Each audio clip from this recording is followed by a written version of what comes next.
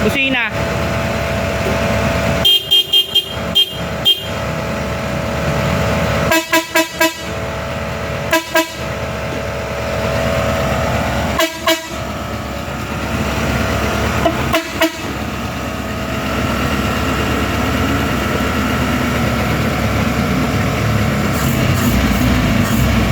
Yon mga boss, magandang araw po sa inyong lahat. Welcome back ulit sa ating channel. Sa video ito tapos na po yung ating Beetle na type Jeep. Bali, eto kung makikita nyo, sobrang linis na. Ayan, bali tetestingin natin yung air suspension nya. Ayan, tapos yung mga ilaw.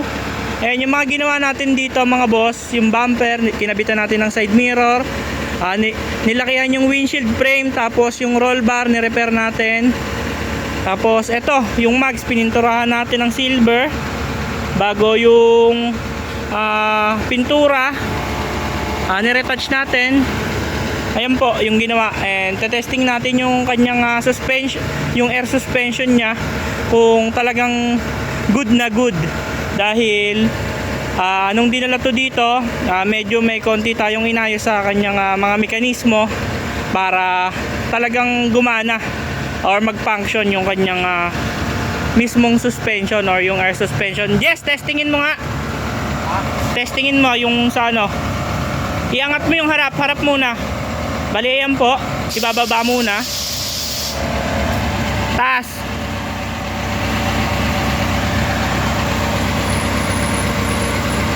Ayan po. Kung makikita nyo po, naangat po yan. Ayan.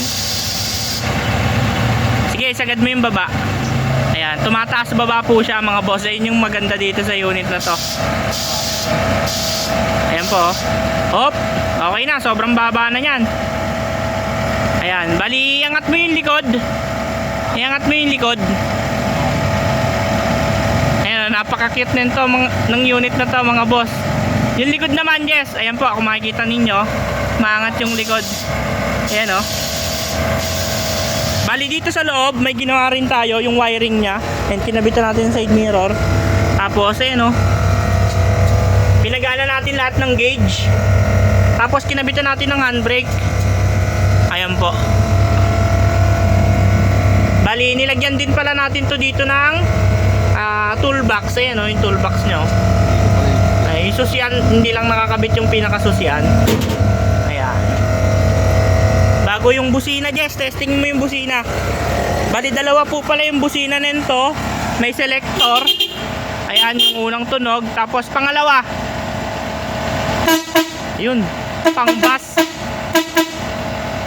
bass yung busina mga boss. Sobrang sakit sa tenga, napakalakas. Ayan po, sobrang lupit. Ayan, bali ayun po mga boss, etong unit na to ready na kuhanin ng may-ari. Ayan, nakabit na rin yung mga fender nya para hindi matalsikan yung mga kaha. Ayan, kapag umuulan. Ayan, dahil nung dinala yan dito hindi nakakabit, natanggal. Ayan po. Ayan, bali itong unit na to mga boss, yaring Nueva Ecija to. Hindi ko alam kung yung naggagawa ng mga tikya sa Tamiya yung yumari nitong unit na to, then dinala lang sa atin. Ayun nga, pina-repair. Ayan, poging-pogi na nung dinala sa atin to. Medyo walang dating. Ayan, dahil sobrang lapad nung salamin niya, hanggang dito yung salamin, no. Ayan.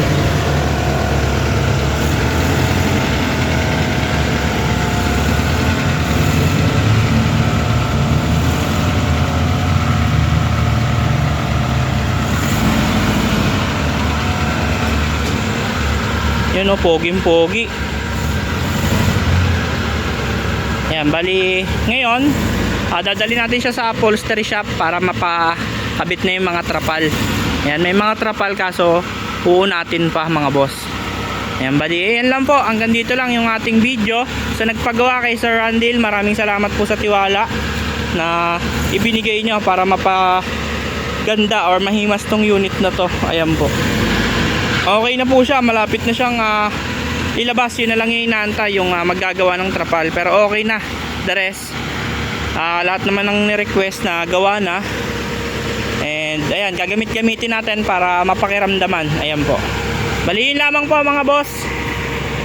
Sa mga gusto po magpagawa or mag-avail ng owner type Jeep, message lang po kayo sa number na nasa screen, and ipin ko rin po dito yung aming Facebook page para madali nyo kaming contact. Ayan po.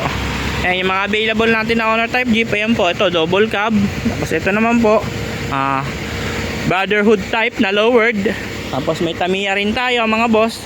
Yung Tamiya natin, ito made to order po. Halagang 300,000 mga boss. Ganyan po yung style niya. Ayan. Pero sa 300,000 hindi kasama yung suspension. Naka-molya type po yan. Ayan, yung suspension kasi yung mismong may-ari yung nag-provide. Ayan po.